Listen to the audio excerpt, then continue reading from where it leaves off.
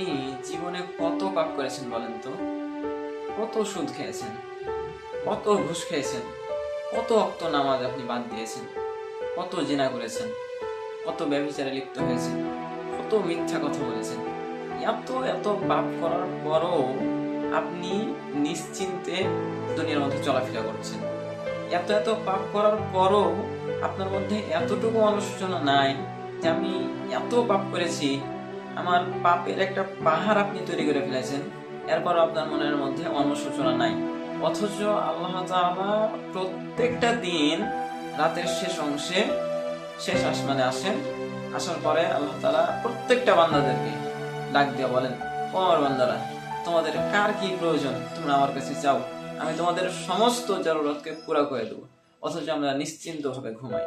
এত এত পাপ করার পরও আমাদের মধ্যে কোনো অনুশোচনা নাই।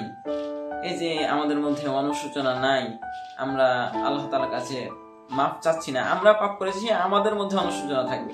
এরপরেও আল্লাহ তাআলা আমাদের কাছে আসছেন সপ্তম আসমানে, এরপরেও আল্লাহ তাআলা আমাদের কাছে আসছেন, আমাদেরকে আল্লাহ তাআলা বলছেন যে তোমাদের কার কি লাগবে তোমরা আমার কাছে চাও। এরপর আমরা চাচ্ছি না, কত বড় হতভাগা একবার চিন্তা করেছেন?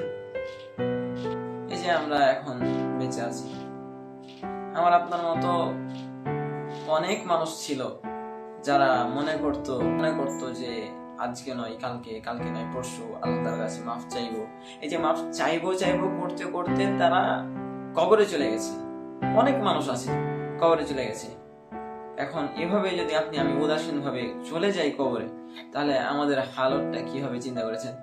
লাইক এখন দেখেন বাইরে বৃষ্টি হচ্ছে, এমন বৃষ্টির খুব একটা বৃষ্টি হচ্ছে না, একটা ঠান্ডা ঠান্ডা পরিবেশ।